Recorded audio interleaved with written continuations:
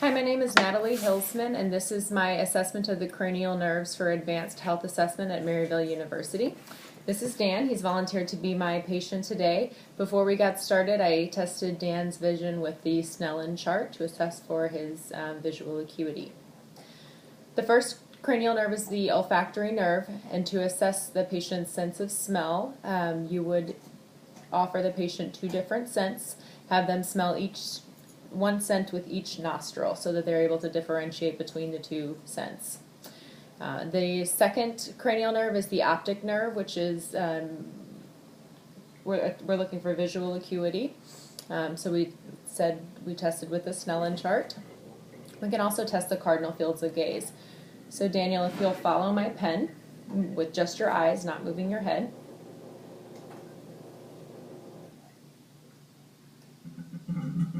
And when we're assessing the cardinal fields of gaze, we're looking for smooth eye movements, no nystagmus, which he does not have. Very good.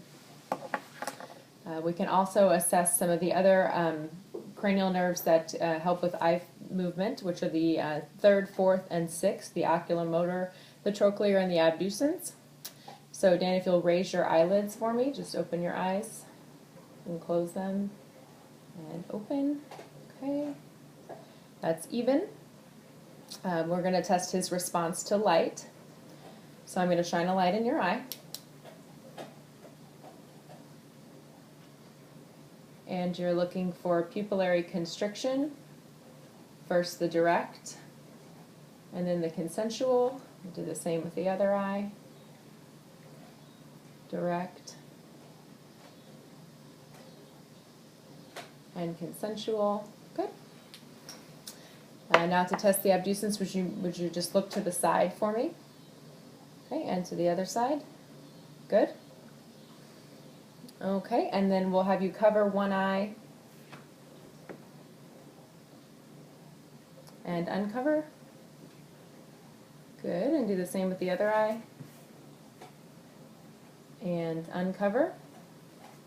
Okay, and then the last test that we're going to do here is to test his pupillary constriction for visualizing far and near.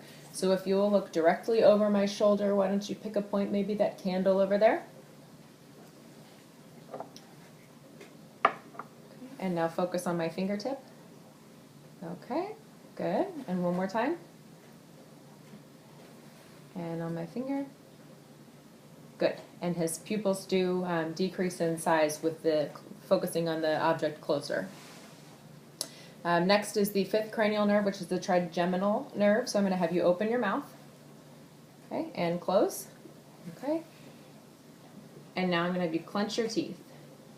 Okay, so he has equal jaw muscles here. Any tenderness at all there? Okay, good. We're also going to test his sensation here. So if you'll close your eyes, I need you to tell me which side of your face I'm touching first. Left. Okay, and is this a sharp or a dull object? Sharp. Okay. Which side of the face? Right. Okay, and is this a sharp or a dull? Dull. Good. Okay, so next we'll assess the seventh cranial nerve, which is the facial nerve. So if you will smile for me, okay, and puff out your cheeks. Okay, give me a frown. Okay, and clench your forehead, like wrinkle your forehead. Good. All right, and then squeeze your eyes shut. Good. Okay. The eighth cranial nerve is the acoustic nerve, which would be assessed using the Rhine and the Weber test with a tuning fork, which was completed in the full assessment. So the next thing that we're going to do to evaluate the acoustic nerve is test Dan's balance. So Dan, if you will stand up for me. Okay, and then if you will stand there with your eyes closed and feet together. Okay, so we're looking for any swaying at all. Good, which he's pretty solid. Thank you. You can sit back down. All right. Ninth cranial nerve is glossopharyngeal, which we would be assessing for taste. We don't have anything to do that with during this assessment. So moving on to the vagus nerve, I'm going to be asking him to open your mouth and say ah. Okay. And you're looking for uvula to be midline, which it is. You're looking for a movement of the soft palate. Go ahead and one more time. And the soft palate does rise when he says ah.